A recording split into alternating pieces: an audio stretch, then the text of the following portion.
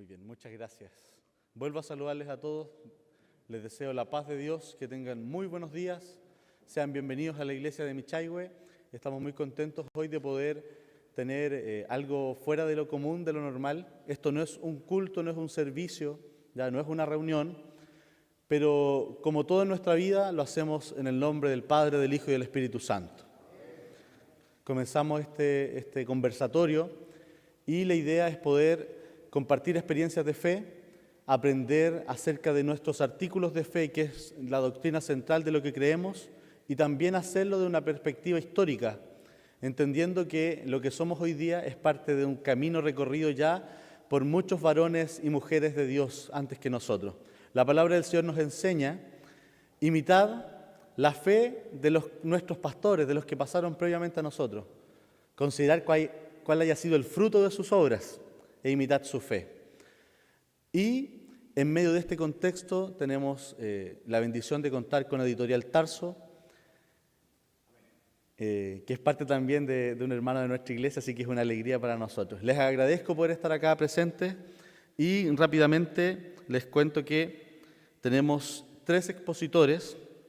El conversatorio va a constar de 2 sesiones, 2 macrosesiones. La primera de ellas cuenta de 3 exposiciones en el siguiente orden. Primero va a estar Bastián Jara, que le voy a pedir que pueda pasar adelante mientras lo voy nombrando. Bastián Jara, él es licenciado en Historia de la UNAV, bachiller en Teología, diplomado en Religión Católica. Ha centrado su trabajo en el estudio de la historia del pentecostalismo chileno. Y lo más importante, es un hermano en la fe, hijo del Señor también. El Señor le bendiga a nuestro hermano Bastián, él viene desde Villarrica. También tenemos en la segunda exposición a nuestro hermano Luis Aranguis Can. Le voy a pedir también que pueda pasar al frente. Él es candidato a doctor en Política Social por la Universidad de Friburgo, Suiza. Sus áreas de investigación abarcan el pentecostalismo chileno, su historia, teología y rol en la sociedad. Es también licenciado en Letras Hispánicas por la Pontificia Universidad Católica de Chile, magíster en Estudios Internacionales en la USACH y magíster en Estudios Políticos de la Universidad de los Andes. También un hermano en la fe, le agradecemos por estar también con nosotros hoy día. Y el tercer expositor, por el cual no puedo decir que tengo algún favoritismo, pero es así, es nuestro hermano Eric Martínez Bustos, a quien también le pido que pase al frente. Nuestro hermano Eric Martínez, él es ingeniero civil industrial, director y fundador de Editorial Tarso, y la Editorial Tarso está orientada a la difusión de literatura cristiana y recursos teológicos. Lo más importante también, que es un hijo de Dios, oficial de la iglesia en Michayhue, y es un honor también que pueda exponer el día de hoy. Así que les damos la bienvenida a ellos, les damos la bienvenida a ustedes y vamos a comenzar este conversatorio de una forma especial.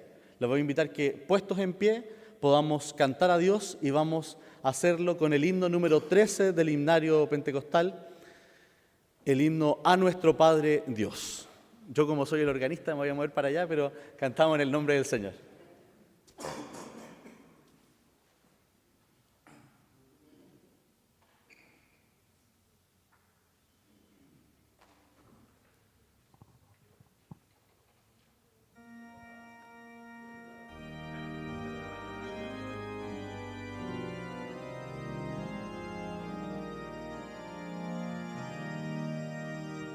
A nuestro Padre Dios demos en alta voz gloria a Él. Tal nos amor que dio al Hijo que murió, en quien confío yo. Gloria a Él, a nuestro Salvador demos con velor. Gloria a Él, su sangre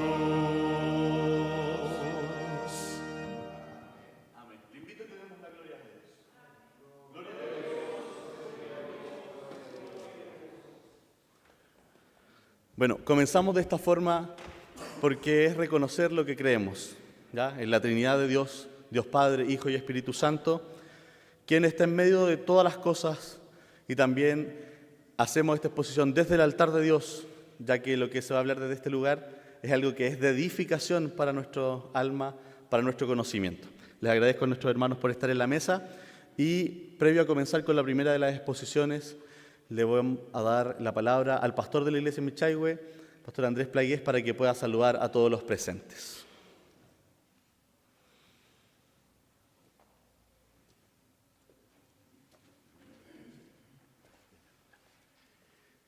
Les saludo a todos cariñosamente a nombre de la familia Plagués Lira y a nombre de la iglesia de Michayhue. Sean muy bienvenidos a todos. Quiero dar las gracias también por estar presente a hermano Luis Arangui, que nos conocimos hace hartos años cuando fue a Pichidegua.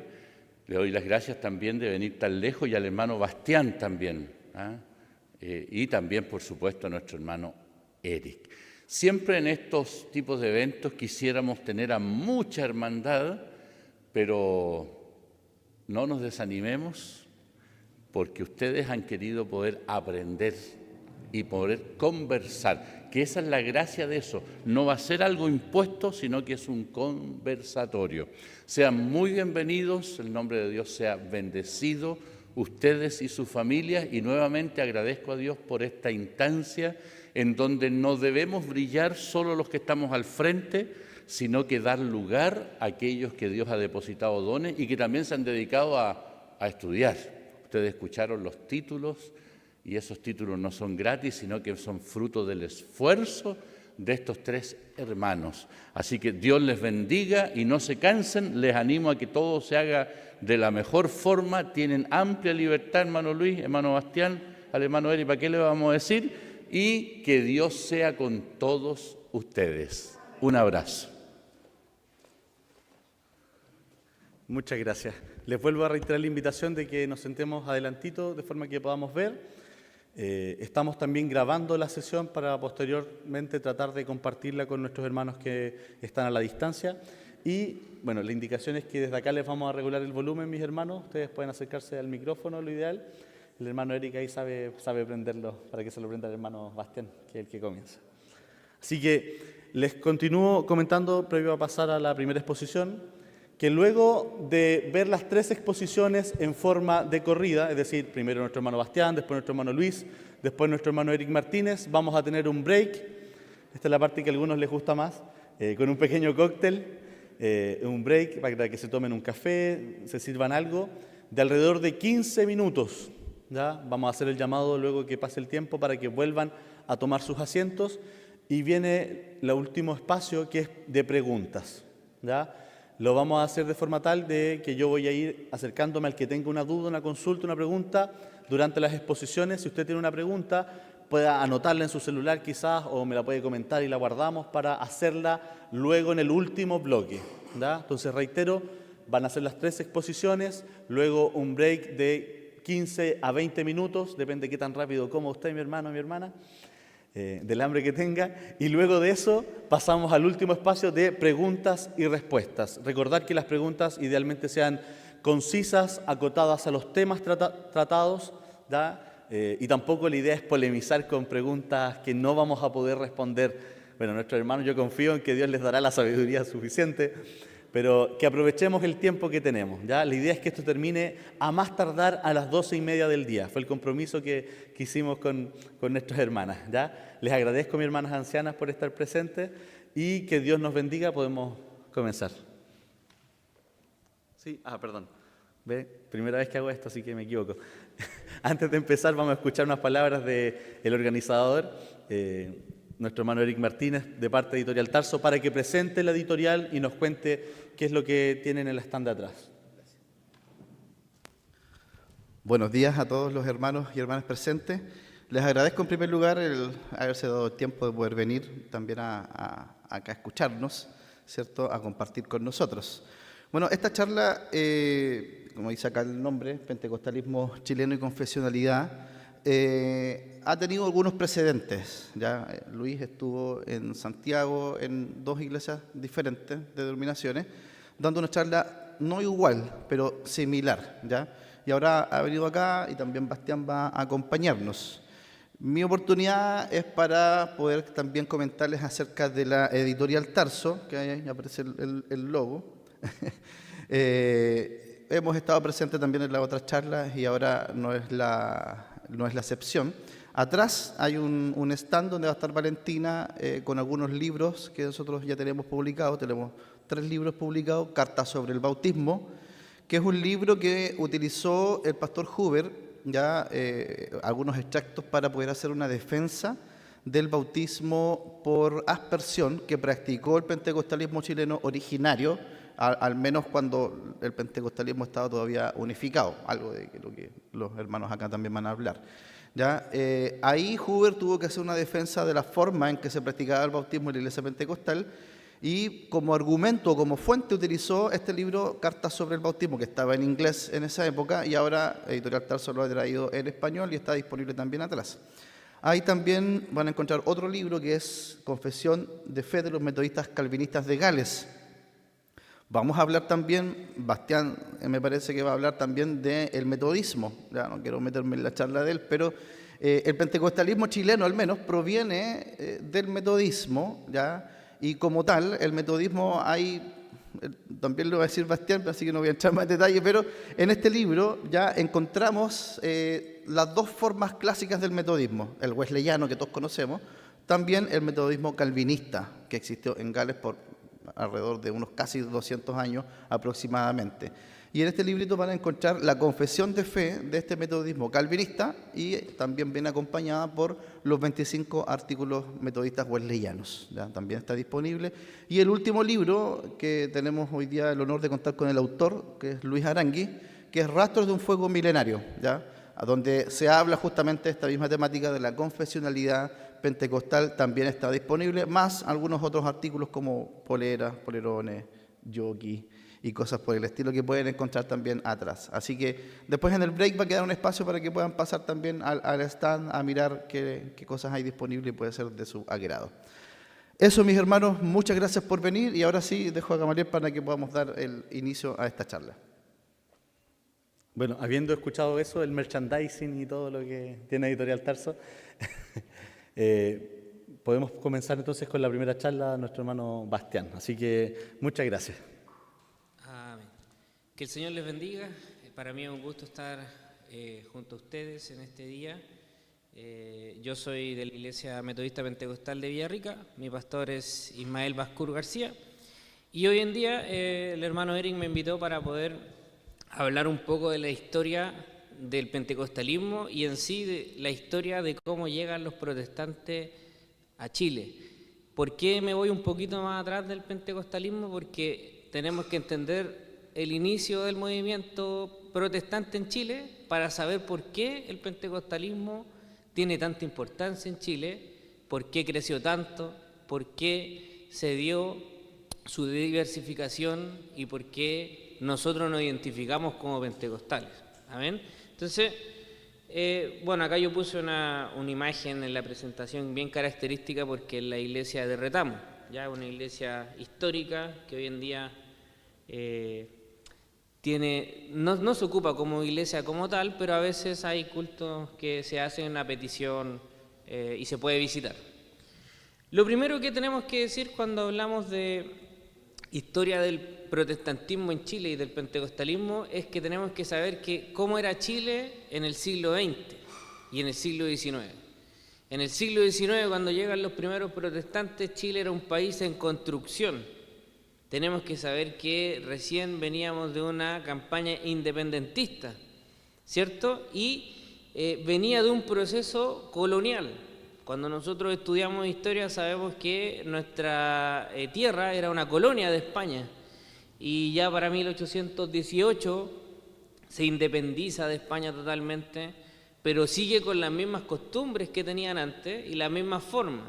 Y tenemos que saber que el Chile en el siglo XIX era un país en pleno proceso de independencia, con una cultura predominantemente católica, porque los que nos conquistaron eran españoles. Y España se considera los defensores del catolicismo. Es una cultura mestiza, ¿por qué? Porque existe, acá en Chile habían indígenas, ¿cierto? Y hay una mezcla entre los españoles y los indígenas, y por lo tanto se mezclan las dos culturas, la cultura católica española con la cultura indígena, eso fue un problema de por sí. También tenemos un país en plena formación ideológica y política. O sea, ¿qué quiere decir esto? Que Chile se formó con ejemplos independentistas de otras partes. O sea, tomó formas e ideas, por ejemplo, de la Revolución Francesa o de la Revolución o la Guerra de Independencia de Estados Unidos, y las trajo hacia acá y se consolidó este país como una república, con muchos problemas en un principio, ¿ya? Era un país conservador, que hasta hace unos años seguía haciéndolo. Hoy en día estamos vía a un progresismo que es tremendo. O sea, hoy en día podemos ver una cultura que está yendo en vías a ser cualquier cosa.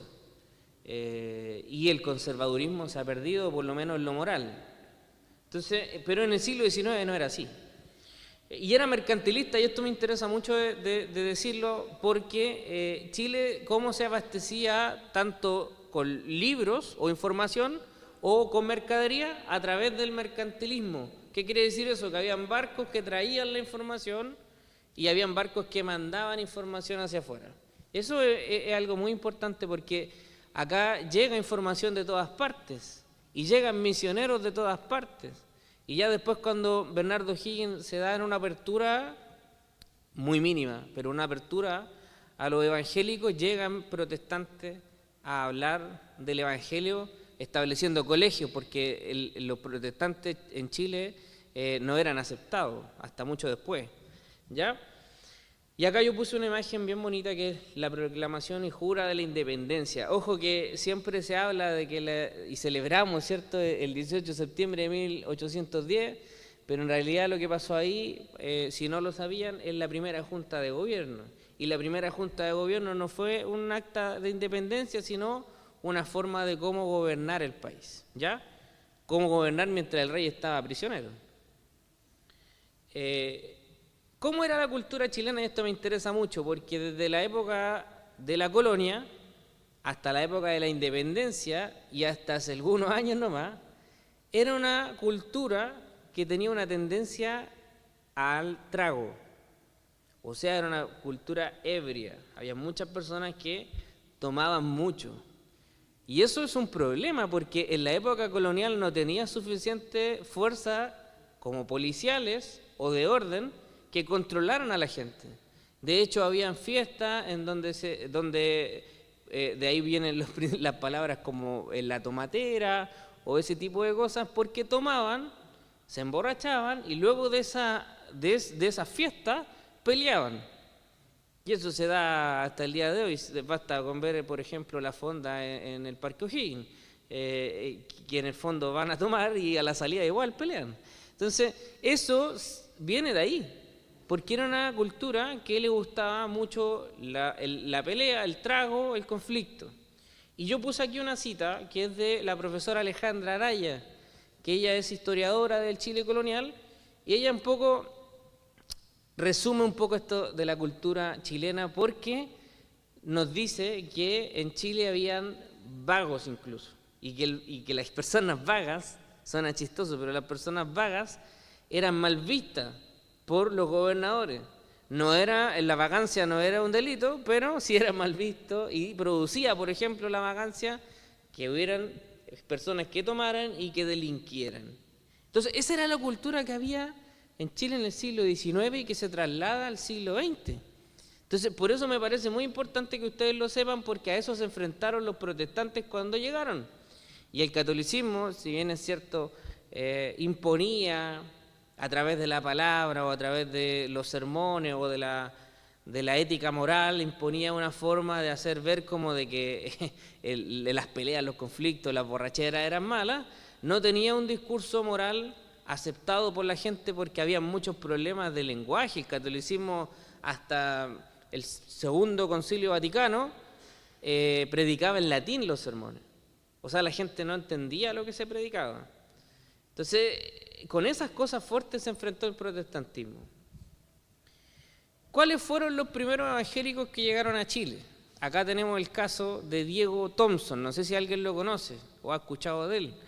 Diego Thompson fue invitado por Bernardo Higgins a venir a implantar colegios, porque él estaba instaurando colegios en Argentina y en Sudamérica, y el sistema que después se conoció como el lancastariano, fue traído a Chile para que la gente pudiera aprender. ¿En qué consistía eso? Prácticamente es que era enseñarle a unos cuantos un poco de palabras, lenguaje, materias básicas, y ellos iban replicando y enseñando a las demás personas, ¿ya? Entonces, Bernardo Higgins se interesa en este sistema de educación, trae a Diego Thompson, se fundan escuelas, y los primeros que se oponen no fue la gente en sí, sino que fue el catolicismo. Porque el catolicismo era férreo opositor al protestantismo, y como Chile era una colonia católica, tuvieron problemas. Entonces Diego Thompson llega y recorre Chile, funda colegios en Santiago y hace su tarea, y de hecho es una de las personas más importantes o protestantes más importantes de la historia de Chile, y no es tampoco considerado por nosotros. Esta cita yo la saqué del libro de Juan Kessler, que no sé si todavía estará disponible porque se hizo una traducción hace unos pocos años de ese libro que salió como en los 50 más o menos, y ahí él relata un poco esta experiencia de los primeros protestantes que llegan a Chile. También podemos ver archivos, diarios, etc. Acá yo les puse una línea de tiempo que si quieren pueden anotarla, escribirla. Me salté iglesias que no quería que, a propósito, por ejemplo los luteranos, que no tienen mucho que ver con nosotros, pero me los salté a propósito, pero sí los otros los puse. Por ejemplo, en el 21 llega el pastor bautista Diego Thompson, que a propósito era bautista, para los que no sabían. Después en el 25 llega David Trumbull, que ahí hay un pequeño error que de repente Canva lo que tiene es que me cambia las palabras, así que hay un pequeño error de redacción. David Trumbull, junto con los primeros anglicanos, llega a Valparaíso, y ¿por qué les mencionaba antes que Chile era un país mercantilista? Porque los misioneros llegan a Valparaíso o a las zonas costeras, porque evidentemente las primeras personas que venían a trabajar venían al lugar donde había comercio, ¿ya? Por eso que, por ejemplo, en las salitreras habían anglicanos, porque las compañías salitreras eran inglesas y los anglicanos eran la iglesia de Inglaterra. Entonces, tenía que haber misioneros ingleses que les predicaran, porque además tenían que predicarle en inglés porque eran ingleses y no manejaban tanto el español. David Trumbull llega, empieza a hacer algunos cultos en Valparaíso. Luego llega Allen Gardiner, unos años más tarde, que era un anglicano que trató de misionar en la Patagonia, y que lamentablemente, si no lo conocía en la historia, él muere de inanición, o sea, quedó sin alimentos, muere por falta de alimentos, porque él tenía un sueño que era misionar en la Patagonia y no tenía los recursos suficientes, y la iglesia tampoco pudo darle los recursos suficientes. Y muere de inanición. Años más tarde llega su hijo y ve que los frutos de la misión de Allen Gardiner, y prospera ya con el hijo la misión.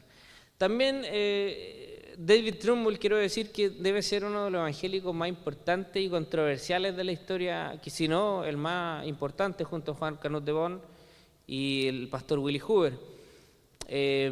Porque David Trumbull permite el paso de varias iglesias. Él no era presbiteriano, era congregacionalista, pero fue considerado el propiciador de que llegaran iglesias presbiterianas a Chile, y se establecieran, y enseñaran y educaran. Los luteranos no los quise nombrar porque los luteranos llegan al sur con colonias alemanas, y también predican, usualmente los luteranos predican en alemán, también está el culto en español, pero tienen otras connotaciones y no están tan ligados a nosotros. Y en el año 68, cuando se funda la primera iglesia presbiteriana de Chile, gracias a la ayuda de David Trumbull, también tenemos que saber que uno de los primeros presbiterianos más importantes fue Juan Canut de Bon, a quien le agradecemos por el nombre Canuto. Por él nos pusieron Canutos. Y él llega primero a la iglesia presbiteriana y tiene un choque con los presbiterianos, ya vamos a hablar por qué. Pero Juan Canut de Bon primero era presbiteriano, y quiero que ustedes lo sepan primero. Y en el 78 llegan los primeros misioneros metodistas, quienes fueron convencidos por William Taylor, que posteriormente sería obispo, a través de la misión autofinanciada. Por ejemplo, quiero explicar esto. Las misiones antes eran financiadas por la iglesia, ¿ya? O por compañías de la iglesia. Entonces, ¿qué pasa con William Taylor? Que él empieza a hacer un diseño de misión en donde todos los misioneros se autofinanciaban su misión. O sea, si la iglesia no tenía los recursos, ellos se financiaban la misión. Por ejemplo, Willie Hoover, él vende casi todas sus cosas y viene a misionar a Chile con su propio dinero. Esa era la esencia o lo central de la misión autofinanciada, ¿ya? Aquí puse el caso de Allen Gardiner. Allen Gardiner, aquí este libro, esta foto es de un libro pequeño, tiene cuánto, como unas 80 páginas, no más que eso. Y es un poco, y retrata la vida de Allen Gardiner, quien era el anglicano que vino a misionar a la Patagonia. Y aquí yo les comento que, en el fondo, él muere de inanición. ¿Sí? Es terrible, yo creo que es una de las muertes más terribles. Morir de inanición no se lo deseo a nadie. Y su fruto de su sacrificio se vería reflejado con los años cuando su hijo vuelve a misionar al mismo lugar. David Trumbull fue un pastor misionero, congregacionalista. Él impulsó el presbiterianismo, como ya les comenté. Se encargó de enfrentar al clero católico, y acá hay una anécdota bien importante.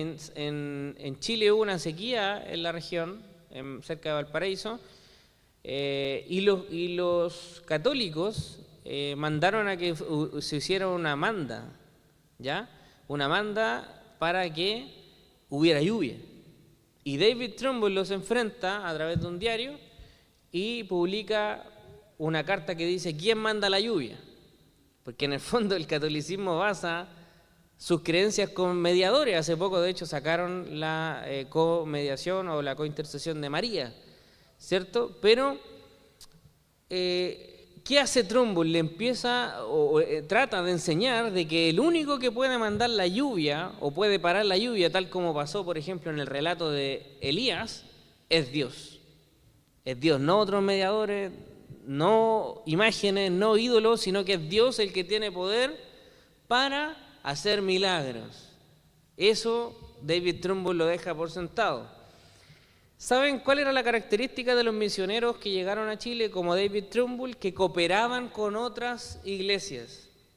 Por ejemplo, en la iglesia de David Trumbull, que era una iglesia con una tendencia más reformada, podríamos decirlo, más calvinista, llega William Taylor, que era arminiano, que era wesleyano, que era como las raíces que tenemos los que somos pentecostales. Y predica William Taylor en esa iglesia. O sea, había una cooperación. No es como hoy día, que es más difícil de repente cooperar o predicar en otras iglesias de otras denominaciones, por estas cuestiones de diferencias doctrinales. Pero en ese tiempo lo importante de la misión era cooperar, eran las almas, era llegar con el mensaje del Evangelio. Entonces, ¿cuáles son los problemas más importantes de lo que se encuentra David Trumbull y la iglesia protestante primigenia en Chile? El lenguaje. ¿Por qué? Porque ellos llegan con una visión de Estados Unidos o inglesa o de Inglaterra, con un lenguaje distinto, con una cultura distinta. La gente en Chile, ya les dije, tenía una cultura un poco conservadora por el catolicismo, pero bien de tomar, de trago, de fiesta, de salida, de peleas, de conflicto. Entonces eso genera un cierto roce con los misioneros, porque ellos no saben cómo evangelizar a esa gente. Y principalmente los cultos de los primeros protestantes fueron hacia las personas que hablaban el mismo lenguaje. Por eso les costó tanto. Lo segundo es la cultura, ya lo decía yo, la cultura estadounidense o inglesa es muy distinta a la cultura chilena, a pesar de que durante un tiempo a nosotros denominó en Inglaterra de Sudamérica. Nosotros estamos muy lejos de ser similares a ellos. Y el carácter del mensaje. Fíjense en esto. No sé si ustedes han escuchado mensajes de otras iglesias, pero de repente en otras iglesias, en el mensaje, cuando se predica la palabra, el lenguaje teológico, las palabras son más difíciles de entender, ¿ya? Y eso es un problema, y también es un problema de la persona. O sea, el Señor Jesús, cuando estuvo en la tierra, predicó y se dio a entender, a pesar de que hablaba misterios, la gente lo entendía. Entonces, ese es un problema que los pentecostales durante mucho tiempo no tuvimos tanto, porque éramos más sencillos para predicar, más sencillos. Igual nos faltó lenguaje mucho tiempo, pero éramos más sencillos y llegábamos a la gente. Los protestantes en general tenían un lenguaje más rico, pero que no conectaba con la gente, que la gente no lo entendía, ¿ya? Y acá llegamos a nuestra persona, que es como el punto eje de esta historia, y de aquí en más es como un prototipo de pentecostal, porque Juan Canut de Bon, como les dije en un momento, él era era jesuita, llegó a Chile como tratando de misionar y se convierte al presbiterianismo. Siendo presbiteriano, se le cuestionó mucho porque él predicaba a todas las personas, él era un entusiasta predicador. Y se le cuestionó mucho por sus métodos, porque criticó mucho al catolicismo, era muy fuerte para predicar contra el catolicismo. ¿Y qué provocó eso? Que él volviera al catolicismo. Estuvo unos años de presbiteriano, después abandonó el presbiterianismo porque hubieron unos hermanos que supervisaban la obra presbiteriana en Chile, que se llamaban los hermanos MacLean, de apellido MacLean, y ellos criticaron la forma de Canut de Bon, y finalmente eso hizo que él se retractara de haberse vuelto protestante y volvió a las filas católicas.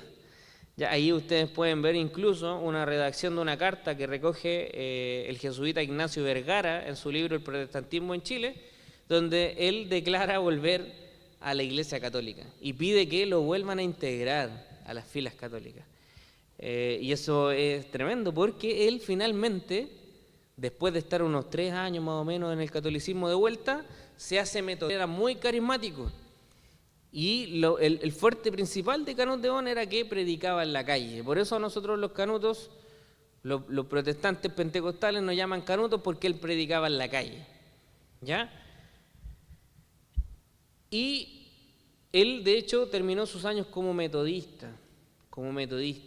Y eso es muy importante, porque los metodistas llegan a la gente.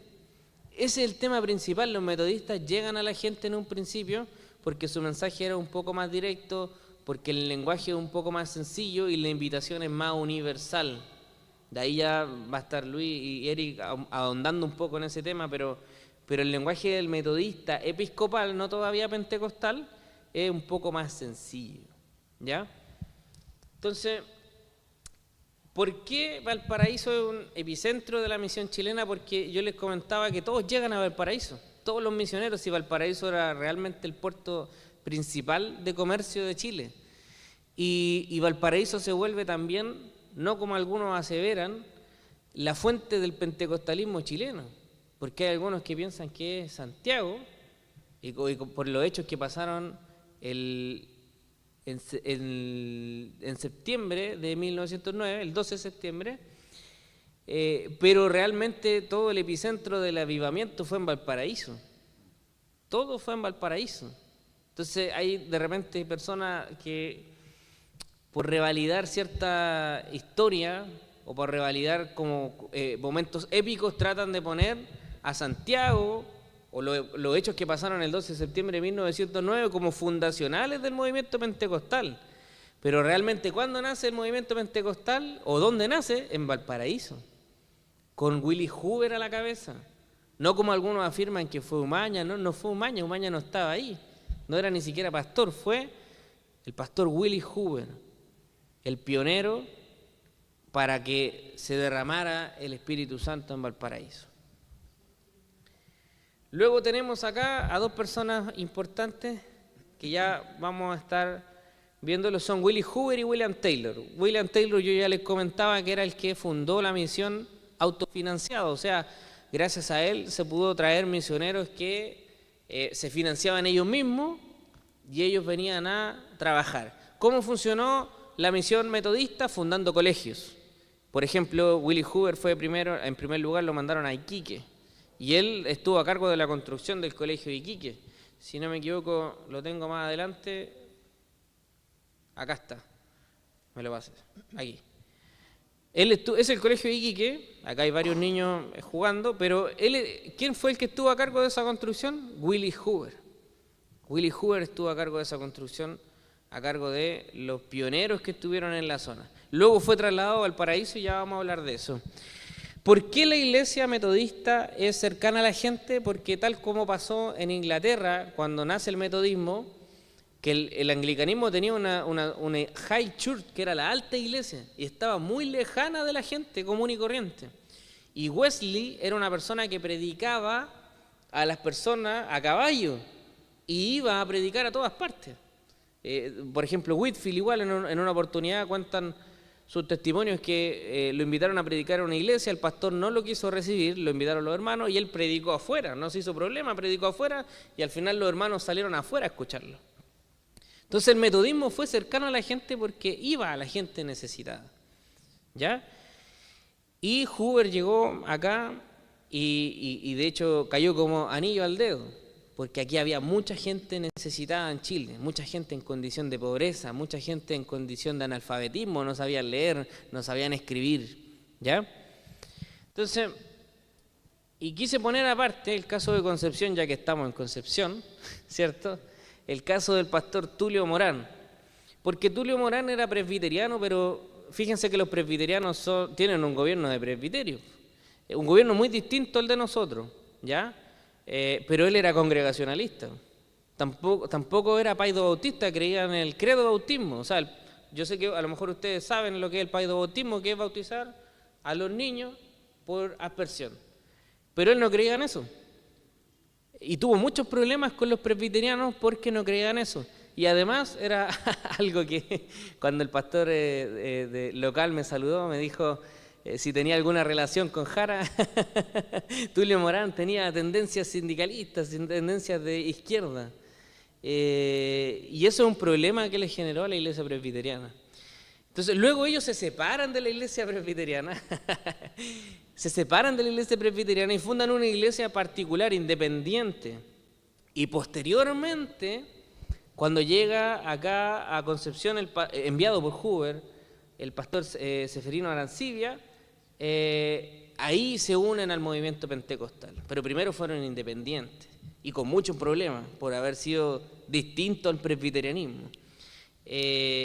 Tulio Morán tenía también la otra particularidad de que tuvo problemas psiquiátricos, por eso también fue medio rechazado en el movimiento y finalmente terminó saliendo del movimiento pentecostal también.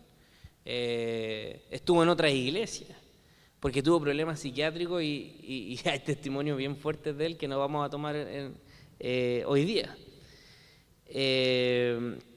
Ahí ya mostré lo del colegio de Iquique. Y acá yo quise mostrar un cuadro, ya vamos a ir terminando lo que me toca a mí, de los avivamientos que ocurren, o qué significa un avivamiento y todos los avivamientos que se dan en 1900, ¿ya?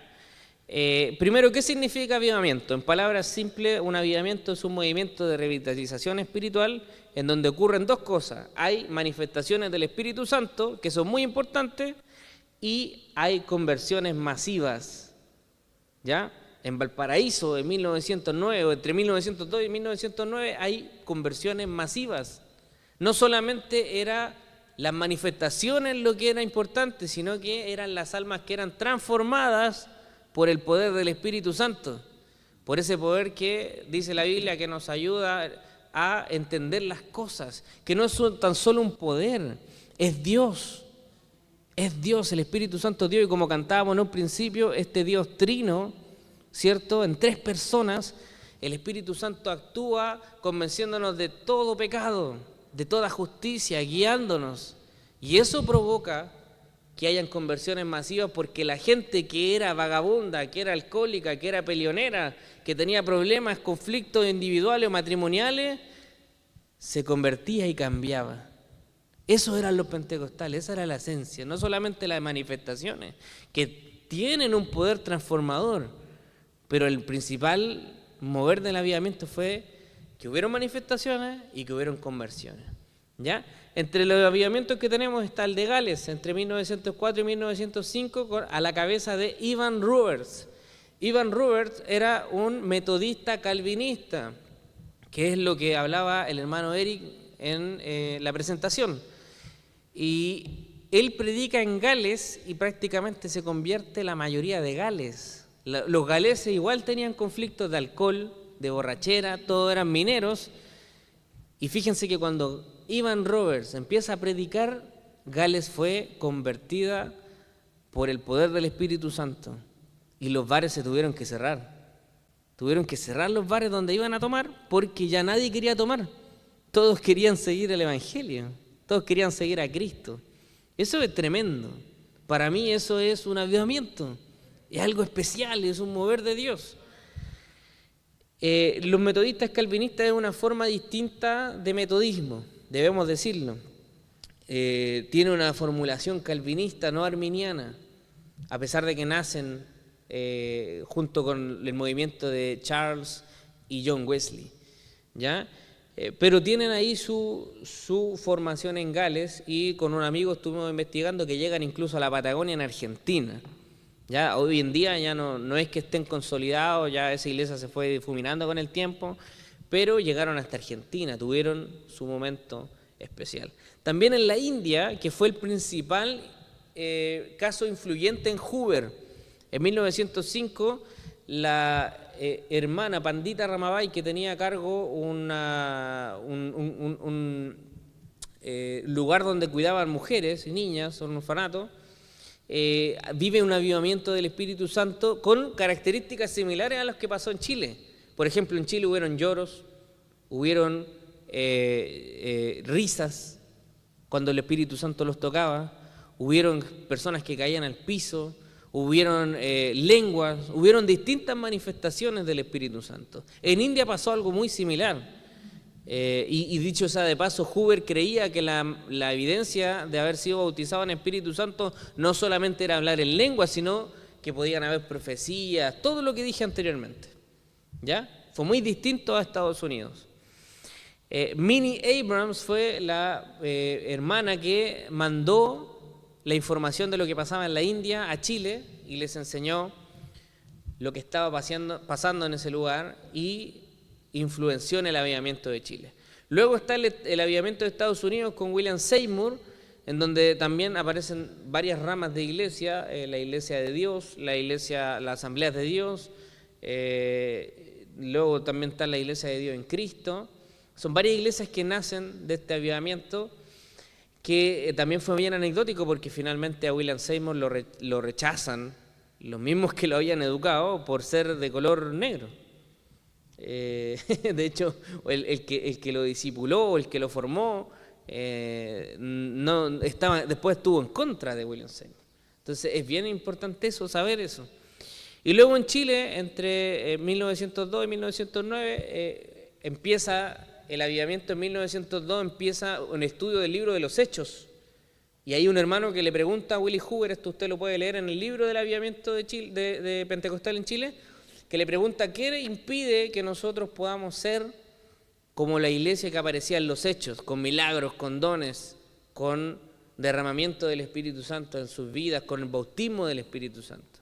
Y él le dice que nada, solo lo que esté en nosotros, nada podía impedir ese fuego, lo que estaban viviendo los hermanos. Y luego estos hechos del avivamiento desencadenaron a que se formara la Iglesia Metodista Pentecostal, ¿ya? La Iglesia Metodista Pentecostal nace el 1 de mayo de 1910, nace en ese lugar, ¿ya? Y de ahí después se unen las iglesias que se habían separado en 1909, que bueno, eso es un caso particular y ya no es necesario ahondar tanto en eso. Acá yo les puse la imagen de Pandita Ramabai, ella es la que influencia en la vida del avivamiento de acá. Y acá también les pongo las particularidades de las señales que pasó en Chile. la mayoría de los investigadores pentecostales en el extranjero señalan que el caso de Chile es diferente. ¿Por qué es diferente? Porque acá hubieron lenguas, porque acá hubieron lloro, risa, temblores, visiones, cánticos espirituales. Y todos esos dones o todas esas manifestaciones, ¿qué provocaron en la gente? Conversiones y cambios de vida. O sea, ¿qué te hace ser pentecostal? Sí, puede ser que Dios te toque, pero lo más importante es que Dios te transforme en una nueva persona. ¿Ya? Entonces, y acá yo puse quiénes fueron varios de los estudiosos que no, evidenciaban que en Chile la única señal de la evidencia del bautismo del Espíritu Santo no era el hablar en lengua. Y acá, bueno, aquí tienen una biografía que está también presente, mi amigo, que escribió el libro. Y bueno, varios autores, si quieren sacarle una foto, importante, si ustedes quieren leerlo, véanlo. Es muy importante que ustedes rescaten esta información que yo les condensé y les expliqué, ¿ya? Traté de ser lo más condensado posible para que demos tiempo a las otras presentaciones. Así que esta ha sido mi presentación, espero que Dios les bendiga con ella.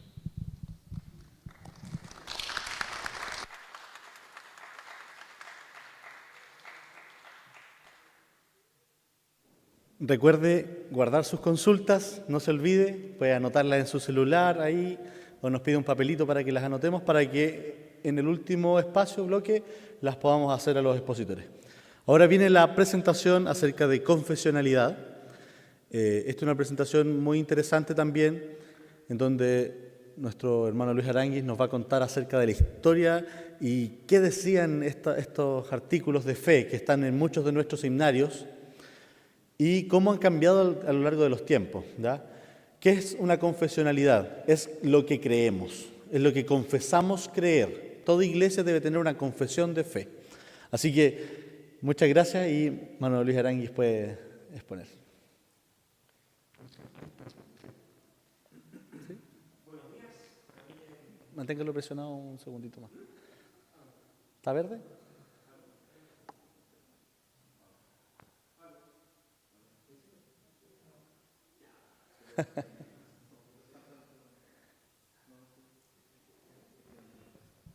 ¿O me quedo con este? Sí, ¿qué quieran? Ya. Bueno, después de este exabrupto, muy buenos días y estoy muy contento de estar con usted. Agradezco mucho la invitación porque este es un tema que voy a partir con esto, ¿no? Que es algo medio biográfico. En general no lo hago mucho, pero esto para mí fue un tema desde hace muchos años atrás porque yo obviamente vengo del mundo pentecostal también y me enfrenté tempranamente a esta pregunta de toda la vida escuchando que la letra mata, que los pentecostales no tienen teología y un montón de esas cosas. Y yo pertenezco a una generación, quiero partir con esto, yo pertenezco a una generación en general que se enfrentó a esta pregunta y que no encontró respuestas. Entonces hoy día, por ejemplo, ya es algo que ya se conversa más o menos públicamente, esta cosa de que hay un segmento etario, un grupo de juventud que se está yendo de las iglesias pentecostales. Se van por distintas razones, pero una de las razones que ha hecho que Juventud Pentecostal se vaya de las iglesias pentecostales es justamente porque empezó a haber muchas preguntas respecto a temas teológicos y como no se dieron respuestas a esos temas en las iglesias, los jóvenes y señoritas simplemente empezaron a salir. Eso es un hecho. Obviamente, bueno, esa pregunta, como digo, yo también la enfrenté desde temprano. Y esa pregunta fue el punto de partida que me llevó a terminar investigando el pentecostalismo de manera profesional, digamos. Yo he investigado un par de temas, aparte de este, pero le he dejado un espacio al pentecostalismo también porque me di cuenta que había muchas preguntas que tenían respuesta, pero que esas respuestas no se manejaban dentro de las iglesias. Y ese fue el punto crucial. Entonces, una definición muy sencilla para partir. ¿Qué es confesionalidad? Confesionalidad es una declaración de fe pública que representa a un grupo humano y que representa aquello que en este caso una iglesia declara como lo que cree. O sea, esto no es una cosa individual, no es lo que yo pienso, lo que yo creo, no, esto es lo que la iglesia cree. Y si ustedes van al himnario de la Iglesia Evangélica Pentecostal ustedes van a encontrar los artículos de fe, estos 25 puntos. De esto vamos a hablar hoy día porque en la práctica, en el mundo del pentecostalismo sí existió una teología. Lo que pasa es que se fue olvidando con el paso de los años de que esa teología existía. Fíjense aquí, por ejemplo, dos citas. Primero, una del famoso obispo Manuel Umaña, que es la figura referencial más importante de las iglesias metodistas pentecostales. Esta cita de él que hay aquí yo la encontré en dos libros distintos, y esto fue en una predicación en los años 30. Y Manuel Umaña decía esto: aquí no tenemos literatura, no tenemos teología, no tenemos aprendizaje, sino solo el Espíritu Santo. Esa forma de pensar, uno hoy día, digámoslo así, levanta una piedra y la encuentra en las iglesias pentecostales. Les pongo otra en paralelo. Esta es de un sociólogo católico que en los años 50, en el 56 en particular, él hizo un estudio sobre la situación religiosa del país. Y este sociólogo católico estaba muy preocupado porque él veía que los pentecostales crecían de manera tremenda y decía, no sabemos cómo lidiar con los pentecostales. Y cuando entra a tratar este tema, él dice, había nacido el pentecostalismo chileno, muy digno de estudio, no tanto por su doctrina, que casi no existe, sino en sus manifestaciones externas y en el impacto que produce en el pueblo chileno. ¿De qué se trataba este impacto del que habla él, que dice que es tan importante estudiar? Claro, que los alcohólicos se convertían. Todo lo que dice Sebastián, los católicos miraban esto y decían, es impresionante cómo los pentecostales están logrando llegar a la gente se convierte, es transformada, sus vidas son cambiadas.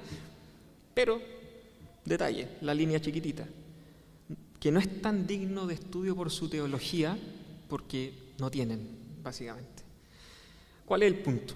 Estas dos cosas nosotros las podemos escuchar repetidamente dentro de las iglesias pentecostales, que no hay teología, que la teología es mala, qué sé yo, y por otro lado tenemos investigadores, porque esto es un ejemplo, pero hay varios más, que llegan a Chile, investigan a los pentecostales y dicen, sí, pues esta gente como que no tiene teología, no tiene claridad de lo que cree, no tiene nada, y resulta que cuando uno va y se pone a investigar y a escarbar, es posible decir que ambos estaban equivocados. Ahora, claro, uno puede entender que un investigador a lo mejor se equivoque porque mira desde fuera. El problema es cuando esto se dice desde dentro, sobre todo. Cuando desde dentro se empieza a creer que no hay y en realidad sí hay, solamente que no se sabe. Y ese es el gran problema.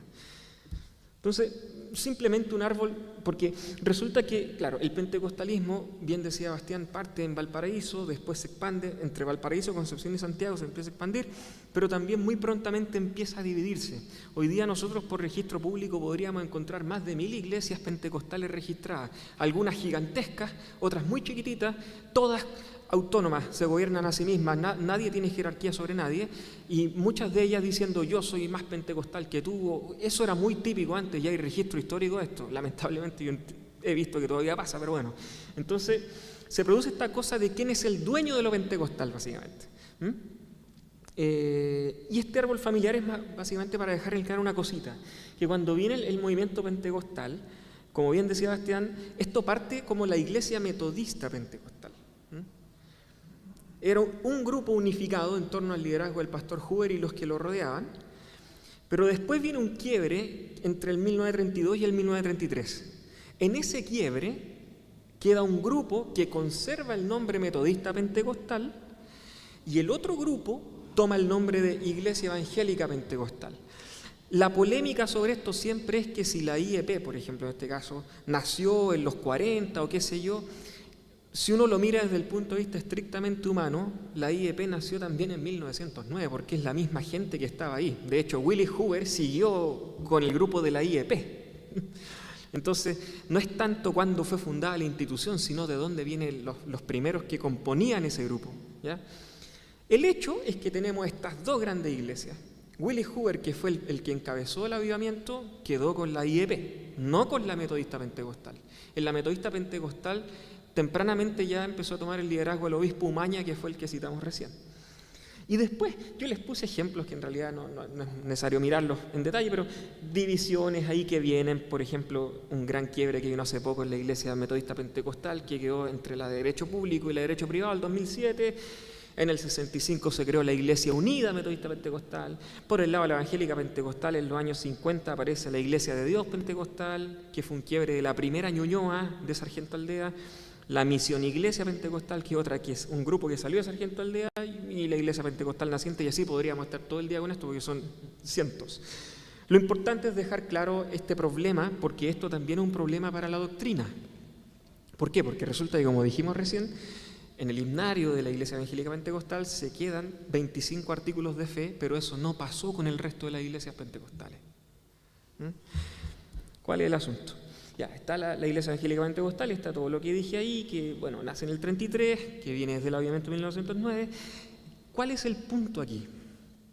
El punto aquí es el siguiente, y como bien nuevamente decía Bastián en su introducción, la iglesia, el pentecostalismo chileno viene del metodismo episcopal. Estos misioneros estadounidenses que llegaron a misionar en el siglo XIX a Chile, Willie Hoover llegó al norte, al colegio allá, después se trasladaba al Paraíso, pero había varios misioneros. Bueno, todos esos misioneros metodistas llegaron bajo el brazo con dos cosas. Una fue la Biblia, pero la otra fueron los 25 artículos de fe metodistas. Dos cosas. La Biblia, sí, la Biblia, pero también los 25 artículos de fe. Esos 25 artículos de fe con los que llegaron los misioneros metodistas desde Estados Unidos, Willie Hoover los conservó dentro del pentecostalismo, porque Willie Hoover era muy metodista. Entonces él conservó este marco doctrinal de 25 puntos y eso se mantuvo durante 20 años como el marco doctrinal teológico del pentecostalismo chileno, desde 1909 hasta el quiebre del 32-33. Lo que ocurrió es que después del quiebre, en el caso de la Iglesia Evangélica Pentecostal, conservó esos artículos, los mantuvo, tal como quiso hacer Hoover al principio, y en el mundo metodista pentecostal eso se empezó a perder. Ya, entonces, ya, aquí les voy a pedir paciencia porque voy a hacer un ejercicio un poco medio de ir al pasado, pero esto va a quedar muy, muy aclarado pronto. La gran pregunta que tenemos que contestar entonces es, ¿de dónde vienen estos 25 artículos que están aquí, que Hoover conservó? La verdad es que, como yo les decía, cuando vienen los misioneros desde Estados Unidos a Chile, llegaron con estos mismos 25 artículos. Pero esos 25 artículos vienen de más atrás todavía. En el tiempo de la Reforma Protestante, ustedes saben, Martín Lutero, Juan Calvino y todos los reformadores, en el año ya del 1517 en adelante en Europa, cuando ellos quiebran con la Iglesia Católica Romana, se empiezan a formar distintas iglesias. Y estas distintas iglesias protestantes, entre ellas estaba la Iglesia Anglicana, que es la Iglesia de Inglaterra hasta el día de hoy. Y en esos años, en la Iglesia Anglicana, se formula lo que se conoce como los 39 artículos de la religión, que fue como la base constitutiva de fe de la Iglesia Anglicana, y estamos hablando del siglo XVI, año 1572 en este caso, muy atrás. Bastián indicaba que Juan Wesley era metodista, e indicaba, que era anglicano. ¿Qué es lo que ocurre? Que Juan Wesley, siendo anglicano, cuando el metodismo tomó forma independiente, Wesley tomó esos mismos 39 artículos de la Iglesia Anglicana, los revisó, les sacó algunas cosas y dejó 25. Él dejó 24 de 39. En Estados Unidos agregaron uno más y ahí quedaron los famosos 25 artículos de fe en 1784. Fíjense, esto parte 1572 de la Iglesia Anglicana y en 1784 ya están los artículos metodistas. Y 100 años después, 1880, llegan los misioneros metodistas con esos mismos artículos, llegan a Chile y esos artículos los conserva Hoover. Fíjense cómo esto va hacia atrás. Y estos artículos que vienen de la Iglesia Anglicana del siglo XVI, en fin, conectan con toda la antigüedad cristiana, 1500 años hacia atrás, digamos así, del 1570 hasta el siglo II, digamos. Todas las discusiones importantes que hubo en teología y que fueron respondidas varias de ellas en el pasado. Ahí hay un cuadro que no nos quedemos mucho porque no es problema, después el que quiera lo puede ver, por suerte no hay problema. un cuadro comparativo de los artículos anglicano-metodistas. ¿Qué es lo que quiero decir con esto? Lo que quiero decir es que esencialmente lo que está conservado aquí tiene por lo menos 500 años. Y eso es lo que Willi Huber quiso conservar para el mundo pentecostal como la teología fundamental, digamos, la confesionalidad, es decir, esto creemos todos nosotros. Muchas polémicas que han tenido los pentecostales a lo largo de los años ya estaban resueltas, digamos. ¿Y por qué empezó a haber esas polémicas? Porque no se conocía la raíz doctrinal. La raíz doctrinal siempre estuvo ahí. Eso es a ver, uno podría decir, lo lamentable de esto no es que no hubiera nada y hubiera que construir desde cero. Lo lamentable es que estaba todo ahí, pero no se sabía que estaba. ¿Me explico? Entonces, quiero leerle esta frase de Willi Huber que es extraordinaria, porque este es Huber, y este Huber en 1921, cuando todavía no venía el quiebre entre la metodista pentecostal y la evangélica pentecostal. Esto es del momento en el que estos 25 artículos eran la doctrina que tenía el movimiento pentecostal en Chile unificado. Huber dice, cuando nos separamos, fíjense en estos detalles, los detalles aquí son extraordinarios. Cuando nos separamos, había unos pocos que pensaban que debíamos borrar toda memoria de que habíamos sido metodistas y que nosotros debíamos formular nuestro propio credo y reglas de gobierno. Pero yo les dije que siempre habíamos prosperado bajo el gobierno metodista y que habíamos sido guiados por la disciplina metodista, y que no nos habíamos desviado de aquellas doctrinas en ningún grado durante el avivamiento. O sea, el avivamiento tenía clara su doctrina. El avivamiento no eran manifestaciones del Espíritu nomás, no, tenía doctrina. Y él dice, y no veía ninguna razón para cambiarlas. Continuamos siendo guiados por la disciplina, aunque no rígidamente limitados por ella, y fíjense otro detalle más, nos hemos salvado de la necesidad de estudiar y discutir y disentir sobre formas de expresión, términos y materias en las que de corazón estábamos de acuerdo. O sea, no necesitamos pelear por temas teológicos porque desde el metodismo nosotros ya tenemos una base, podemos construir desde aquí. Y cuando dice, había algunos que decían que teníamos que borrar toda memoria, que teníamos que escribir una doctrina nueva para nosotros, un marco doctrinal nuevo. Y Huber dice, ¿pero para qué? Si siempre hemos estado de acuerdo con el metodismo. Muy tempranamente, por ejemplo, cuando empiezan las discusiones sobre si el bautismo, lo que decía Bastián, si el bautismo es por aspersión o por inmersión, si se puede bautizar o no a niños, por ejemplo, todas esas discusiones ya venían zanjadas desde hace siglos en el mundo metodista. Los metodistas bautizan por aspersión y bautizan niños. Y en este caso, por ejemplo, la IEP eso lo ha mantenido hasta el día de hoy y hay iglesias pentecostales que lo han mantenido, pero hay otras que han dicho, ¿sabes qué? No, nosotros no creemos esto y giran y van por otros caminos. Y esto mismo pasa con un montón de otros temas. Cuando en realidad el pastor Huber al menos decía, pero ¿por qué necesitamos movernos de esto si esto no es un problema? Entonces, estas cosas son muy marcadas, porque al final Huber dice, nosotros venimos del método, somos metodistas que hemos aceptado las creencias pentecostales. No necesitamos abandonar lo metodista para poder tener la experiencia del Espíritu, digamos así. Entonces, aquí está la línea de tiempo, resumida. Ahí tienen ustedes 1571, los artículos de fe anglicanos de la Iglesia de Inglaterra. Como yo les decía, ahí se formulan, pero estos artículos conectan con 1500 años hacia atrás de reflexión cristiana sobre los temas teológicos.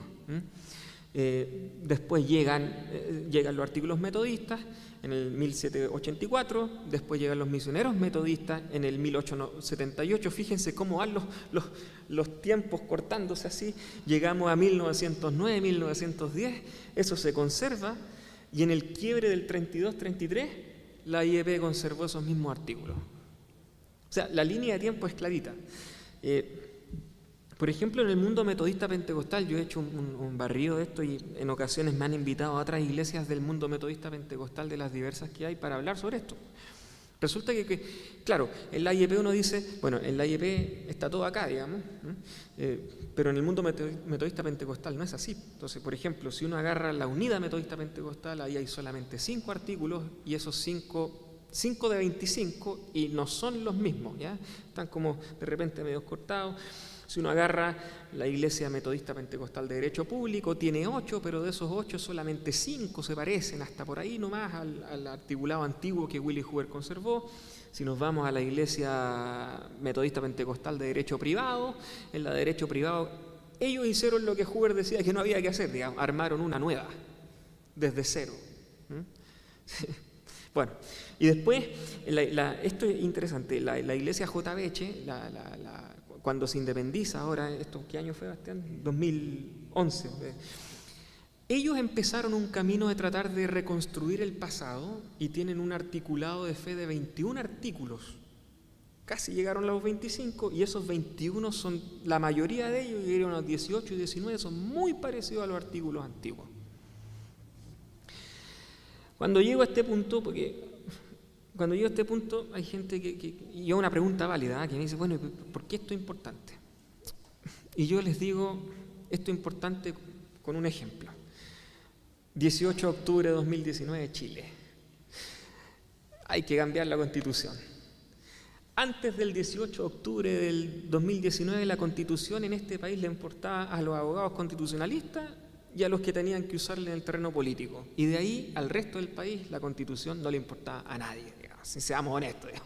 Pero resulta que después viene el estallido social. ¿Y qué empieza a pasar? Que se inundó el país de la discusión sobre la Constitución. ¿Por qué? Porque resultó que llegó alguien, agarró y dijo, ahí está el problema. Y resulta que estuvimos 5 años con 2 procesos constituyentes fallidos, los dos, discutiendo qué era una constitución y por qué era importante y qué sé yo, y todos tratando. Claro, con estas cosas es lo mismo. En general no le importan mucho a nadie hasta que llega el momento en que a alguien se le ocurre ponerle el dedo al documento, y cuando se le pone el dedo al documento empiezan las crisis institucionales. Y se han visto algunas en los últimos años en el mundo pentecostal por estas cosas. Entonces, claro, puede parecer algo muy técnico hasta cierto punto, pero la verdad, o muy histórico, muy del pasado, pero la verdad es que tiene una importancia enorme, porque resulta que, como decíamos al principio, la confesionalidad significa lo que un grupo completo dice que cree. El problema es que hoy día uno va a las iglesias pentecostales y no solamente uno encuentra variedad de creencias, en lo fundamental al menos, porque en lo que no es fundamental todavía más. ¿Me explico? Entonces, no solamente al nivel de los laicos, al nivel de las jerarquías pastorales, que no tienen armonía de creencia en cosas que son realmente importantes.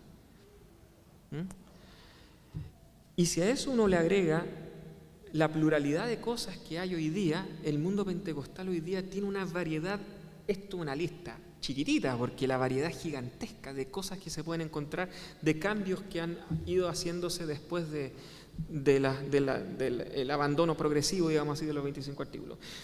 Hay gente que empieza, pentecostales, que empiezan a bautizar por inmersión y que obviamente ya niegan el bautismo de niños.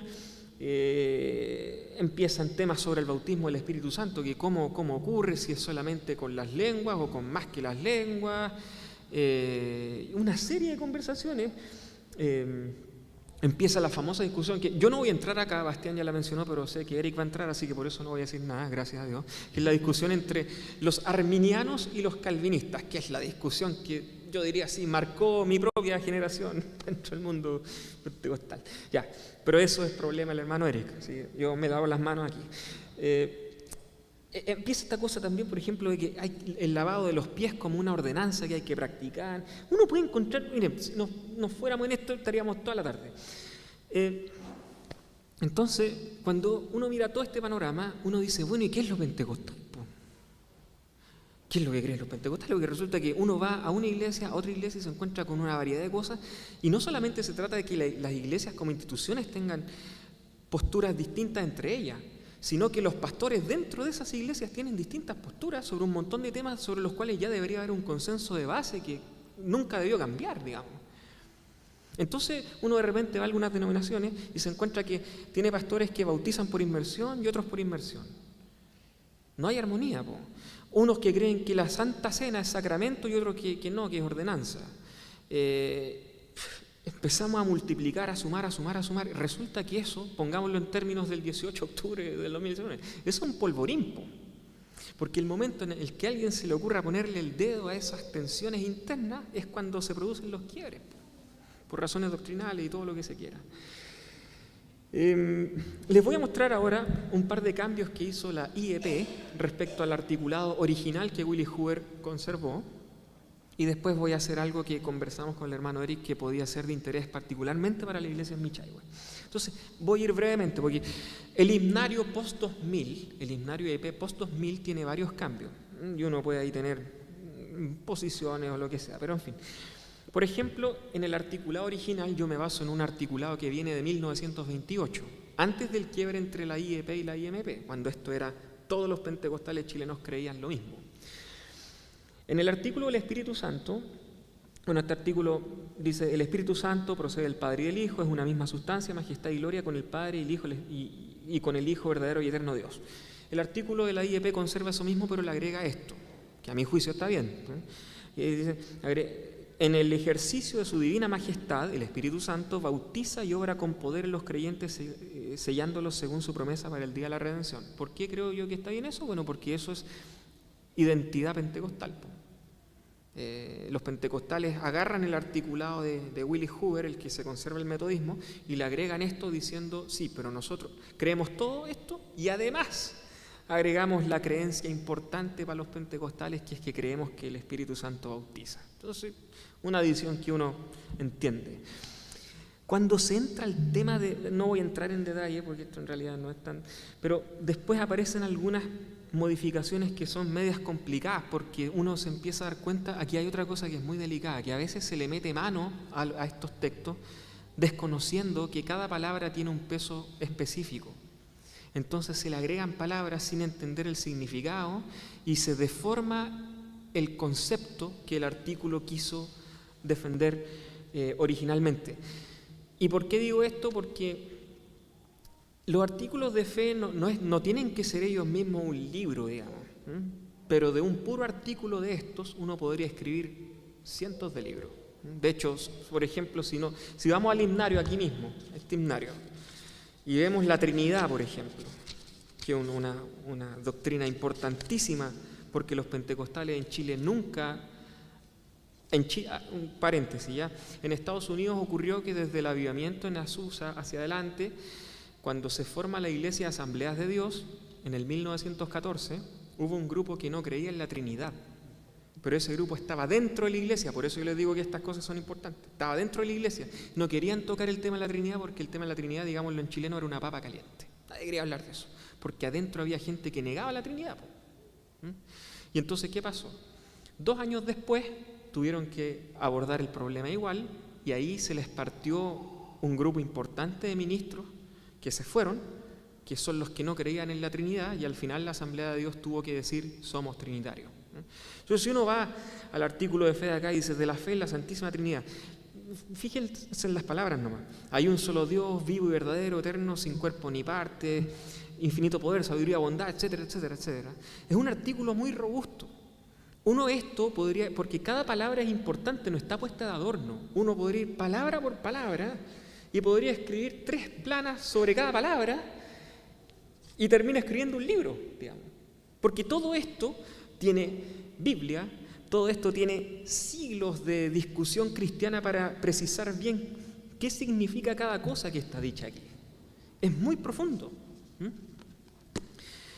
Y entonces cuando se modifican estos artículos sin entender el sentido, agregándole cosas que son como no, tratando de hacer que quede mejor, pero en realidad puede empeorar cuando se desconoce lo importante que es eso.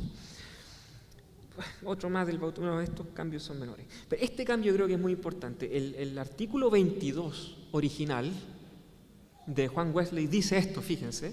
Voy a leer la primera parte nomás. No es obligatorio que los ritos y ceremonias sean en todo lugar los mismos ni de forma idéntica, porque siempre han sido diversos y pueden mudarse, cambiarse, según la diversidad de los países, tiempo y costumbres de los hombres, con tal de que nada se establezca contrario a la palabra de Dios. Wesley entendía, los anglicanos entendían, y después por eso Wesley también entendía, que ha habido distintas formas de celebrar una liturgia, un servicio religioso, un culto. Entonces él decía, hay distintas formas. Lo importante, dice él, es que en la práctica no se haga nada que vaya contra la palabra de Dios. Eso era. Fíjense lo que hace la IEP post-2000. Dice, fíjense esto, las Sagradas Escrituras nos enseñan que los ritos y ceremonias de adoración a Dios deben efectuarse de un modo uniforme y permanente, cualquiera sea el lugar en que se realicen, no importando la diversidad de países, tiempo y costumbres de los hombres. Lo dieron vuelta exactamente para decir que solamente hay una forma de celebrar la liturgia. Uno toma esto y dice, uno puede entender que esto sea una regla de disciplina, digamos así, para una iglesia. Pero si uno dice esto en un articulado de fe, lo que uno está diciendo es que la única forma de celebrar la liturgia, la única forma correcta, es la de esta iglesia, no las demás. Además, que el sentido que Wesley y los metodistas y los anglicanos también veían en esto era otra cosa, muy distinta. Entonces se le metió mano al artículo, probablemente, yo no sé, no tengo idea cómo ocurre esto, lo único que veo ahí son los hechos, digamos, concretos, y uno queda perplejo cuando compara. Cuesta entender qué pasó. En fin, por esto, estos son ejemplos nomás de algunos cambios. En lo general, el resto de los 25 artículos está más o menos intacto, pero son cosas que uno va detectando, sobre todo con el paso de los años. Ahora, para terminar, estoy súper bien con el tiempo, algo que conversamos con el hermano Eric era, bueno, a ver, Wesley dejó, más bien los metodistas tienen 25 artículos, pero la matriz original son 39. Entonces conversábamos si acaso es posible recuperar algunos de los artículos antiguos anglicanos que Wesley dejó fuera. Y resulta que estábamos conversando con el hermano Eric acá y yo veo aquí que hay casi 10 de los artículos anglicanos que Wesley sacó que se podrían poner fácilmente de vuelta y no producirían gran problema. Que son, por ejemplo, la afirmación de los credos antiguos, los 3 credos, el apostólico, el niceno y el atanasiano que están ahí. De hecho, en el mismo himnario IEP no solamente se conservó desde el principio los 25 artículos, se conservó el credo apostólico también. En el mundo pentecostal siempre ha estado esta idea de que el credo apostólico es católico romano y por lo tanto esto no debería estar. Pero en realidad el tema de que el credo apostólico haya sido conservado por el catolicismo romano no es realmente un problema. O sea, el credo apostólico quedó conservado aquí porque Wesley lo conservó, y Wesley lo conservó porque los anglicanos lo conservaron. Volvamos atrás, los anglicanos son los que se oponían a la Iglesia Católica y conservaron el credo apostólico igual. ¿Por qué? Porque resulta que lo que haya hecho la Iglesia Católica en el paso de los años no le quitaba valor a un credo que viene originalmente casi desde el siglo II. Su origen viene desde el día en que los cristianos estaban siendo perseguidos, digamos. O sea, que haya nacido en Roma, digamos, no quiere decir que sea de la Iglesia, digamos, de Roma, no, es un credo que representa mucho más que solamente una institución, digamos. ¿Sí? Entonces, esto quedó en la Reforma Protestante y fue la que se opuso al catolicismo, digamos.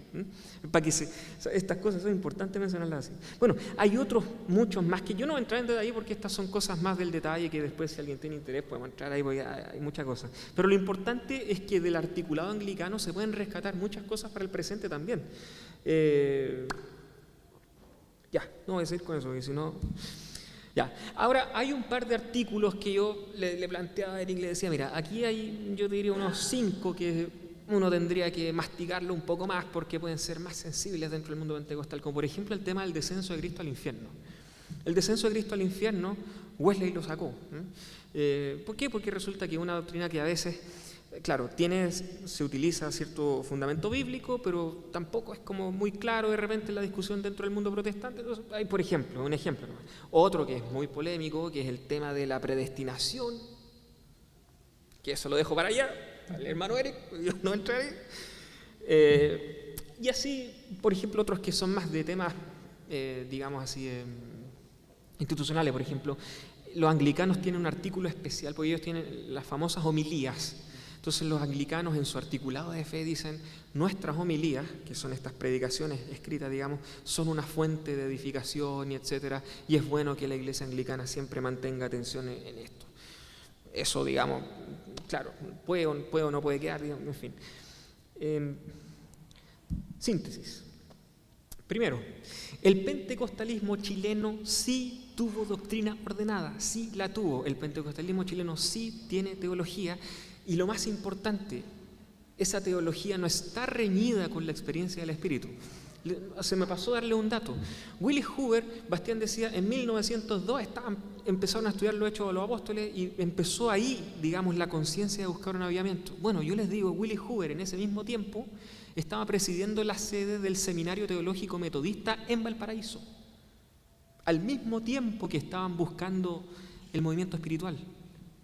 No había contradicción. Willis Hoover estudió teología en Chile 4 años, en los años a fines del siglo XIX. Estudió teología 4 años. Willis Hoover sabía teología. Incluso más, les voy a decir, este famoso libro que está reeditado, no han salido ediciones nuevas, ojalá salga pronto una, Historia del Avivamiento Pentecostal en Chile, que es el libro que Willis Hoover escribió sobre la historia del avivamiento, se puede leer de 2 maneras. Una manera es la manera, digamos así, de las manifestaciones, buscando entender el movimiento espiritual, que ciertamente eso está.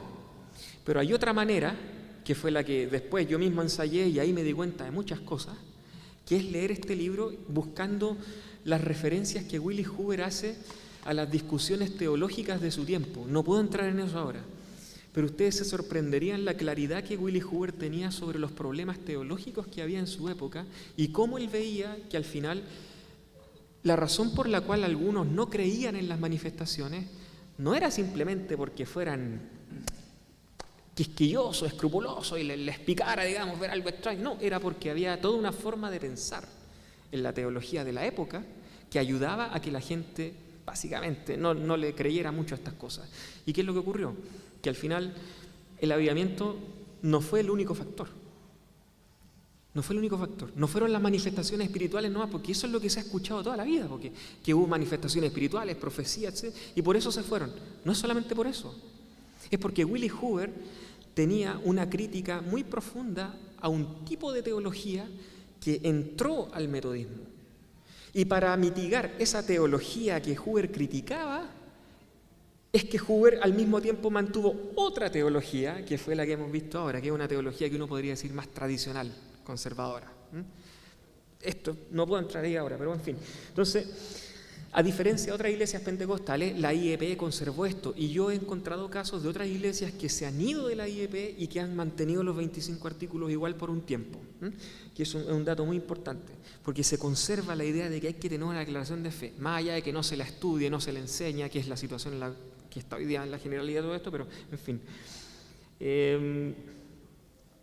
Varios aspectos de la herencia anglicana, como vimos al final, pueden recuperarse sin gran dificultad, y otros se pueden recuperar bajo consenso y una apropiada conversación en una iglesia. Eso es. Muchas gracias.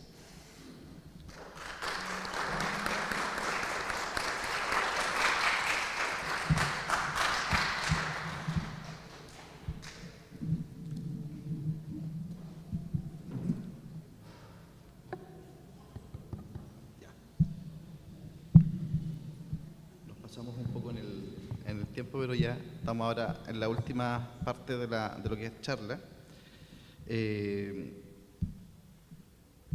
Y lo que yo traigo es un pequeño ejercicio que tiene que ver con la confesionalidad que habla Luis, ¿ya?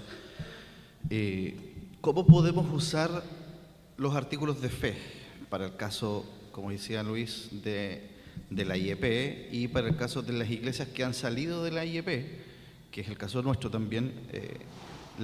Estas iglesias estamos en una encrucijada, como dice Hoover, ¿qué abandonamos y qué conservamos? ¿Ya? En el caso particular de mi presentación, ¿cierto?, quiero hablar sobre la predestinación y la gracia en el pentecostalismo chileno. ¿Cuál es la comprensión basada en el articulado de fe que ya se ha presentado, ¿cierto?, que viene a ser la forma doctrinal y teológica del pentecostalismo chileno, ¿cierto? En síntesis, algunas de las cosas que dijo Luis, ¿cierto?, es si los pentecostales tienen o no teología. Hablando del pentecostalismo chileno, la respuesta es un sí, ¿cierto?, rotundo, haciendo alusión a los 25 artículos. Ahora, ¿cómo prestan estos artículos un servicio a la iglesia? Podemos ver un ejemplo de eso en lo siguiente que vamos a revisar, ¿ya? Lo primero, para poder hacer este ejercicio, ¿cierto?, de la predestinación y la gracia en el pentecostalismo chileno, no me refiero específicamente al articulado de fe, la primera parte es, ¿qué es la predestinación? Estamos definiendo ahí, ¿cierto?, qué es la predestinación, y vamos a encontrar, pues que hayan otras definiciones más, pero los tres principales definiciones que existen, o posturas que existen acerca de la predestinación son el calvinismo, ahí entre paréntesis aparece una palabra extraña, infralapsariano, ya que hay dos clases de calvinismo, ya, pero nos referimos al calvinismo más, entre comillas, moderado.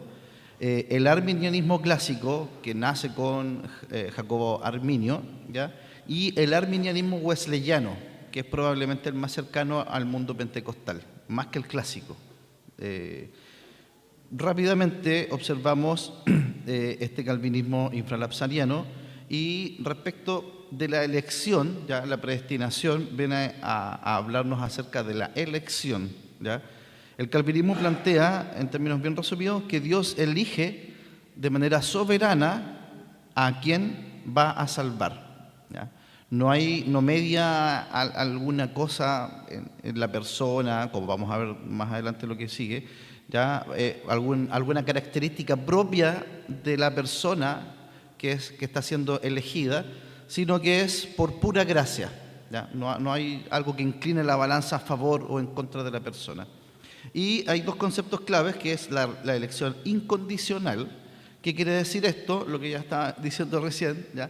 No hay algo en la persona que involucre el hecho de que la balanza, bajo la perspectiva calvinista, ¿ya?, se incline ya sea a elegir o predestinar a una persona, ¿cierto?, para salvación, o dejarla, ¿ya?, para, digamos, dejarla en su pecado y que continúe el camino hacia la condenación en el cual todos estamos. Esta elección incondicional entonces está basada solamente en la gracia soberana del Señor. No hay algo que incline la balanza a favor ni en contra. Y otro concepto clave es la gracia eficaz. En la visión calvinista ya está el entendimiento de que la gracia es aquel puente que nos conecta con Dios, por decirlo de alguna manera. Es la gracia la que anticipa la fe. Es la gracia la que anticipa la salvación misma, el acto, ¿cierto?, de la justificación, donde el hombre cree en el Señor. Es la gracia lo que lo anticipa. La gracia es lo que viene antes, ¿ya? Y esta gracia, en el calvinismo, el concepto es de gracia eficaz. Hay otro concepto, pero no lo voy a decir, me gusta más este término, eficaz. Es decir, que cuando Dios presenta la gracia al hombre, el llamado que Dios hace al hombre, el llamado divino al hombre para salvación, es una gracia que es eficiente, inmediata, podríamos decirlo, sin resistencia por parte del hombre o de la mujer, ¿ya? Estos son los conceptos básicos. Después hay mucho más que construir, pero esto es lo básico respecto de la elección o predestinación en el modelo o en el pensamiento calvinista, infralapsariano. Luego tenemos el pensamiento arminiano clásico.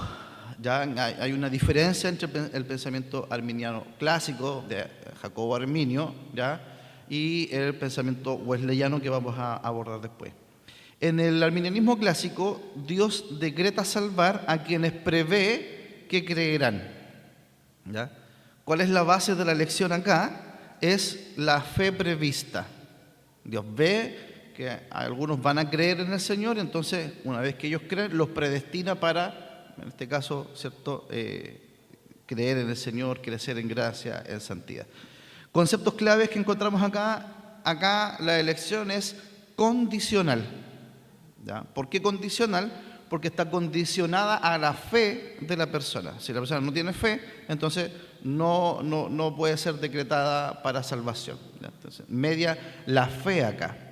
Y el concepto de gracia cambia. En el calvinismo tenemos el concepto de gracia eficaz, ¿ya? Y en el arminianismo clásico tenemos el concepto de la gracia preveniente, ¿ya?, que es una gracia que antecede. Y en ese sentido es muy similar a la gracia que encontramos en el calvinismo, que le llamamos gracia eficaz, haciendo alusión a la eficacia que tiene esa gracia.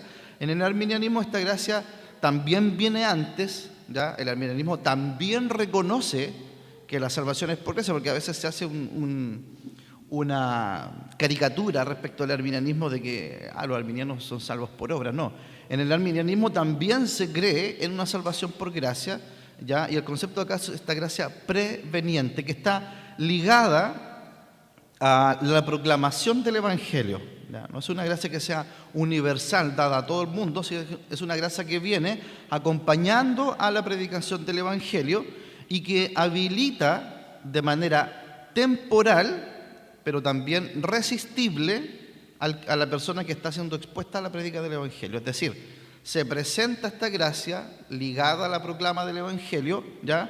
Y en ese minuto, dado que, algo que me faltó decir, pero lo voy a ver después, ¿ya? En ambos sistemas, y en el que viene después también, el hombre está totalmente corrupto. No hay, digamos, bondad inherente en el hombre, sino que el hombre está, y la mujer también por supuesto, ¿cierto?, totalmente corrompido o corrompida a causa del pecado, de tal manera que no puede ir por sí mismo al Señor. Entonces esta gracia que viene, tanto en el calvinismo como en el arminianismo clásico, que viene antes, en el arminianismo lo que hace es habilitar temporalmente a la persona para que pueda creer, ¿ya? Lo habilita para que pueda creer, pero la persona tiene la capacidad de poder resistirse a esta fe, ¿ya? En el calvinismo infralapsariano, esta gracia también viene antes, pero en vez de habilitarlo, ¿cierto?, es una gracia que inmediatamente entra al hombre y el hombre no tiene la capacidad de resistirlo, ¿ya? Y ahí viene una cosa acerca del llamado interno, externo, pero va más allá de lo que vamos a hablar ahora. Y tenemos luego el arminianismo wesleyano. Wesley, si bien es arminiano, hace algunas modificaciones al arminianismo clásico, ¿ya? Y habla Wesley acá que Dios predestinó que los que están en Cristo sean santos. Tanto en el calvinismo que hablamos antes, ¿cierto? Dios predestina para salvación. Acá, en la visión wesleyana, Dios está predestinando para ser santos. Y el concepto clave acá, al igual que en el arminianismo clásico, existe la elección condicional, basada también en la fe prevista o en esta fe, ¿ya? Y también existe la gracia preveniente, pero esta gracia preveniente, bajo el entendimiento wesleyano, es distinta de la gracia preveniente del arminianismo clásico. En el arminianismo clásico, la gracia preveniente viene ligada a la predicación de la palabra, y en ese sentido muy similar al calvinismo, porque Arminio era un reformado, estudiante, ¿cierto?, de la teología reformada, y murió como un reformado, ¿sí? Ahí puede que a lo mejor a quien le duela eso, pero murió como un reformado. Así como Huber murió como un metodista, ¿ya? Entonces, esta gracia preveniente en el arminianismo wesleyano es una gracia que es universal. Nace la persona, al momento de nacer, se le da esta gracia universal, también habilitadora, ¿ya?, o terapéutica, inclusive por así llamarlo, ¿ya? Y luego cuando ya se ejerce el llamado externo del Evangelio, todas las personas están habilitadas, bajo el entendimiento wesleyano, para poder llegar a creer. Se parece al arminianismo clásico, la diferencia es que acá esta gracia preveniente, esta gracia que viene antes, ¿ya?, viene a habilitar al hombre, pero ya desde el momento de su nacimiento. Entendiendo que, ¿cuál es el presupuesto básico? La presuposición básica que existe en los tres sistemas es que el hombre por sí mismo no puede ir a Dios, ¿ya? Entonces, hay gracia tanto en el calvinismo como en el arminianismo y en el arminianismo wesleyano. Dada esta explicación de qué es lo que estamos hablando cuando hablo de elección y predestinación, ¿ya?, un pequeño análisis de la predestinación en el pentecostalismo chileno. ¿Ya? Aquí tengo aquí listados algunas citas, ¿ya?, de distintas tradiciones pentecostales para poder examinar si en el pentecostalismo chileno ha existido un concepto, no digo cuál de los tres que hablamos, pero si ha existido un concepto o ha existido la discusión acerca de la predestinación, ¿ya? El pastor Dagoberto Arriagada, en la revista Fuego Pentecostés, un pastor IEP, dice, además pude darme cuenta de la seguridad de la salvación tan grande dada a mi vida, porque su palabra, y ahí cita Apocalipsis 3:20, ¿ya? Y dice, gloria a Dios por su don inefable. Luego dice, puedo observar que Dios tiene una herencia reservada en los cielos para mí, elegido según la presencia de Dios. Es decir, tiene un concepto, no podemos todavía decir si es calvinista o arminiano clásico, pero tiene un concepto de elección. Hay un concepto acá asociado a la elección y a la predestinación, ¿sí? De hecho, habla de seguridad de la salvación. Podríamos incluso pensar que está hablando tal vez de alguna forma de calvinismo moderado. Es un pastor IEP en una revista Fuego Pentecostés del año 1988, de febrero, ¿ya? Estas citas están tomadas del libro Rastros de un Fuego Milenario de Luis Aranguis, publicado por Editorial Tarso. La IMP, Iglesia Metodista Pentecostal Catedral Evangélica, ¿ya? En su articulado dice, desde la eternidad Dios decretó justificar a todos los elegidos por la fe. De nuevo, desde la eternidad, una elección previa, ¿cierto? Si uno le da una idea rápida, dice, esto es calvinismo. No, es probablemente arminianismo clásico, porque dice justificar a todos los elegidos por la fe. Y aquí hay un problema que es sutil, tal vez no se ve en primera instancia, ¿ya? Pero está hablando más que elegidos por gracia, elegidos por la fe. Ahí hay una pequeña sutileza, ya, pero podríamos decir que estamos hablando acá de una elección arminiana, ¿sí? Porque en la elección calvinista dijimos que la elección es incondicional, y acá está hablando de una elección condicionada a la fe. Es decir, en el mundo metodista pentecostal existe también, por lo menos, el concepto de elección o predestinación. Así que no es algo como extraño al mundo pentecostal chileno, sino que está dentro de nuestra propia tradición. Pastor Anulfo Rivera, un presbítero de la Iglesia Metodista Pentecostal, en el año 2009, escribe: los escogidos son los benditos de mi Padre, que estarán en el reino preparado para vosotros desde la fundación del mundo. Por tanto, el lenguaje de la elección se vincula con el de la predestinación. O sea, hay un concepto de elección-predestinación. Existe el concepto, existe la discusión. Y luego dice, Dios supo de antemano quiénes tendrían fe en su Hijo. Los predestinó para ser salvos y ser hechos a la imagen de su Hijo. ¿Qué tipo de concepto de predestinación tiene? Es un concepto arminiano clásico, ¿no? Porque está hablando de una fe prevista. Pero el concepto está. José Silva Araya, superintendente de la IEP, ya escribe en una revista Fuego Pentecostés en 1975, en un artículo titulado A Jacob amé y aborrecí a Esaú, dice: esto debe hacernos pensar que aquel día, un momento glorioso en el cual Dios tuvo misericordia, de nosotros había millares de seres mejores que nosotros, más dignos y más acreedores a estas misericordias. Sin embargo, Dios lo escogió a usted y me escogió a mí, y con todo esto se cumple su palabra en nosotros. Y tendré misericordia al que tendré misericordia, y seré clemente con el que seré clemente. A nosotros solo nos resta reconocer su misericordia y darle gracias por habernos escogido. Vemos acá que hay un concepto de predestinación. Claramente este concepto no tiene un énfasis arminiano, sino que abre, ¿cierto?, el concepto aludiendo a la misericordia y a la gracia de Dios. Podríamos pensar, sin ánimo, ¿cierto?, de achacarle un calvinismo, pero podríamos pensar que este concepto está más inclinado a la balanza hacia el concepto calvinista, ¿ya?, de la predestinación. Dicho esto, tenemos ya una breve definición de la predestinación en las tres tradiciones más conocidas. Vimos que el concepto está presente en el mundo pentecostal de distintas tradiciones, pero además que el concepto está presente no solo en su versión arminiana, porque normalmente se cree que el pentecostalismo chileno es solamente arminiano, ¿ya? Pero vimos que hay también una leve inclinación hacia una especie de calvinismo. Y ahora analizamos qué dicen los artículos de fe al respecto. ¿Permiten los articulados de fe, o la teología, por llamarle así, ¿cierto?, pentecostal, permite una visión sobre la predestinación? Y si la permite, ¿cuál de las tres posturas es la que permite? Y para esto vamos a analizar de manera breve, para luego ir al break que está preparado ya, el artículo número 7 y el artículo 8 del articulado de fe. ¿ya? El artículo 7 habla acerca del pecado original o de nacimiento. El pecado original no consiste, como falsamente aseveran los pelagianos, y guarda ese nombre, pelagianos, en la imitación de Adán, sino que es la corrupción de la naturaleza de todo hombre engendrado en el orden natural de la estirpe de Adán. Y la conclusión de esta corrupción total, de la cual habla el artículo, es que el hombre, por lo cual dice, el hombre está muy apartado de la justicia original, y esto continuamente. ¿Cuál es el concepto acá? La corrupción de la naturaleza humana es completa. El hombre por sí mismo no tiene capacidad de ir a Dios.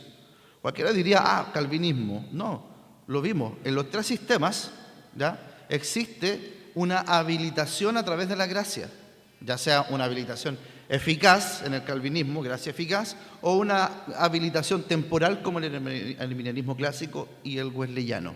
Pero en los tres sistemas, quien antecede a la salvación es la gracia, ¿ya?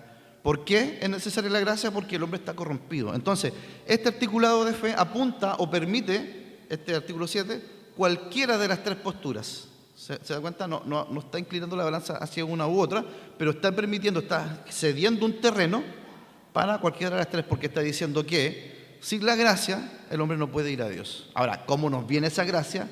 Es parte de la discusión que tendrá que haber después.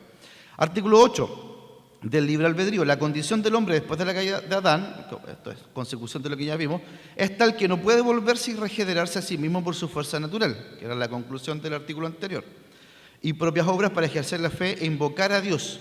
Por tanto, no tenemos fuerzas para buenas obras agradables y aceptas a Dios, sin que la gracia, conclusión de ahí hasta ahí, no puede el hombre ir por sí mismo a Dios. Necesita, ¿qué cosa? La gracia de Dios, la cual nos viene por medio de Cristo. Y aquí hay una palabra clave que dice, nos prevenga para que tengamos buena voluntad y coopere con nosotros cuando tuviéramos tal voluntad. ¿A qué sistema está haciendo alusión?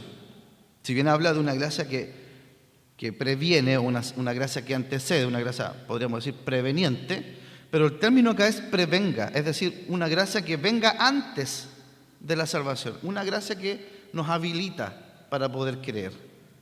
Y ahí, de nuevo, ¿a cuál de los tres sistemas hace referencia el artículo? A ninguno en particular, porque los tres sistemas reconocen que es la gracia la que viene primero, ¿ya?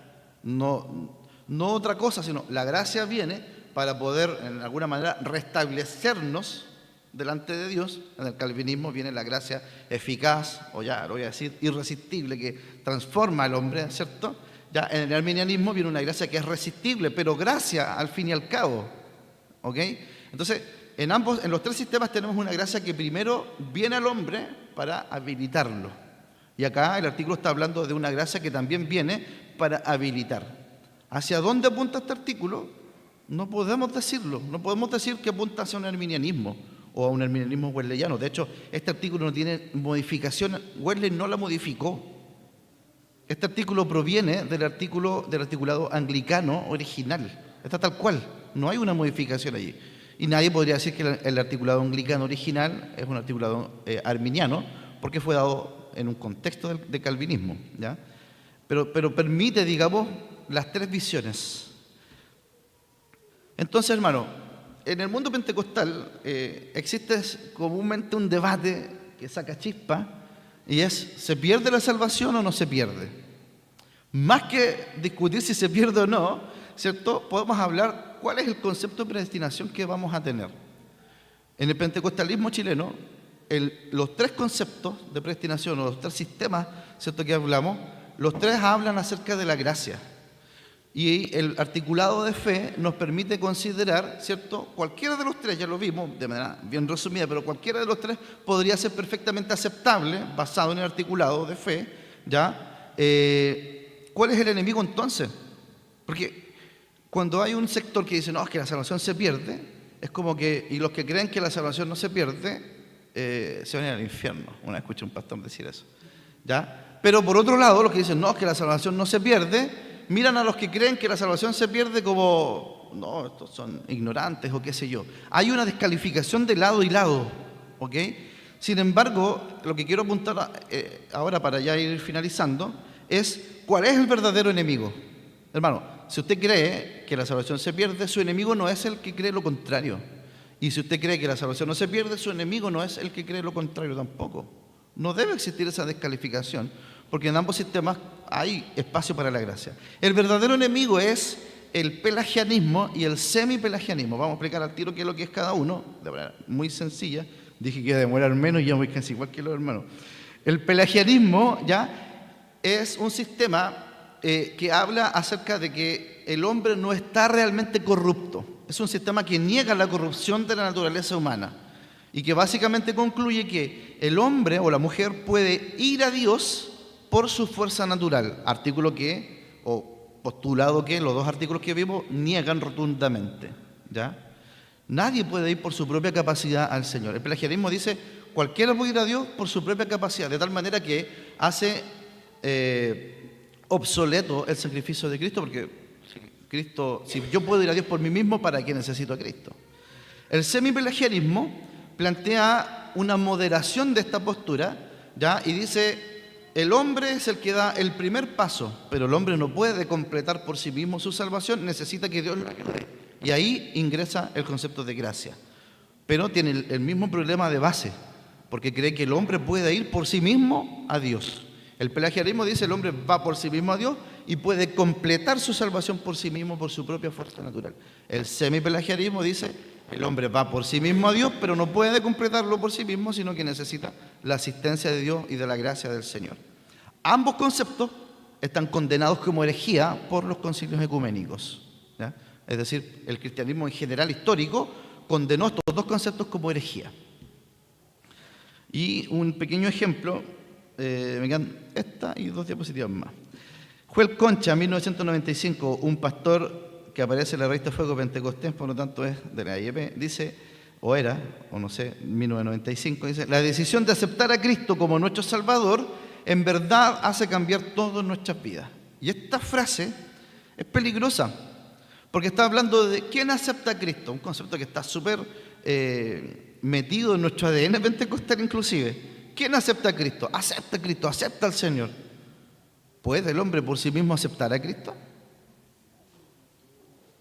Necesita primero la gracia, ¿ya? Y eso no es calvinismo, es teología sana, llamémoslo así, porque permite, ¿cierto?, comprender calvinismo, arminianismo o wesleyanismo. Cualquiera de los tres le va a decir a usted, primero necesita gracia, ¿cierto? Ahí después discutimos sobre el concepto de cuál es la profundidad o el alcance de esa gracia. Pero los tres sistemas reconocen la gracia para luego poder aceptar, entre comillas, o para luego poder creer en el Señor. Y acá se habla, ¿cierto?, de acepta a Cristo. Entonces, no digo que esta frase sea realmente pelagiana o semipelagiana, pero tiene un acercamiento peligroso hacia allá, del cual tenemos que tener cuidado con nuestro lenguaje. Luis decía que el articulado de fe, ¿cierto?, tiene palabras que tienen un peso específico, un peso teológico, y debemos también aprender a cuidar nuestro lenguaje en estas áreas.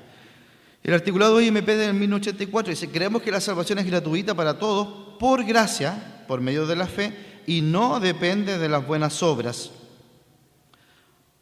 que el hombre pueda hacer. El único obstáculo para la salvación es el rechazo de Cristo como único y suficiente Salvador.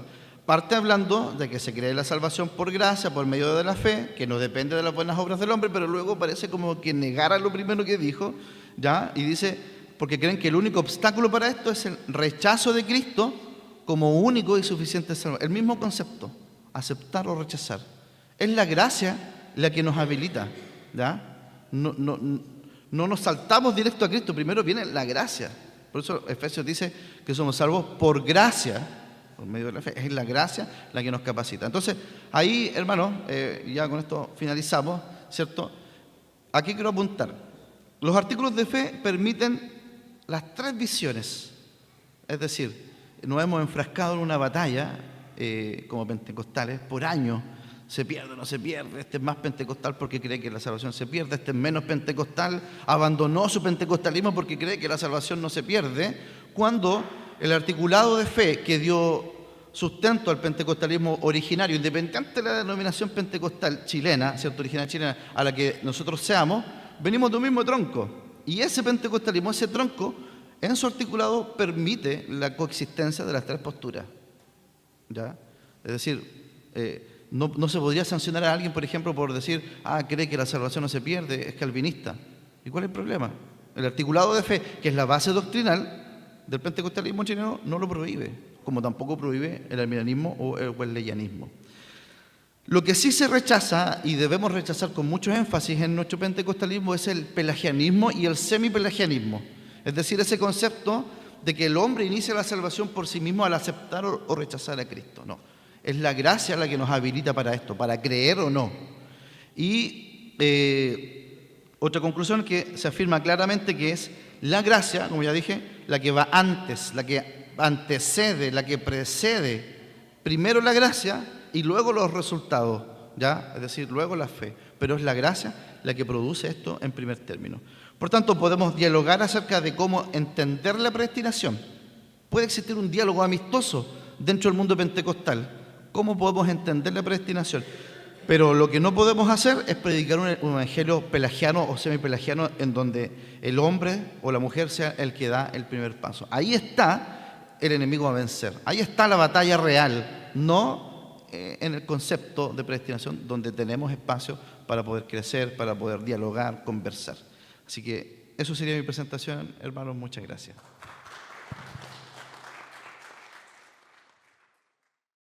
Cantamos para la gloria de Dios.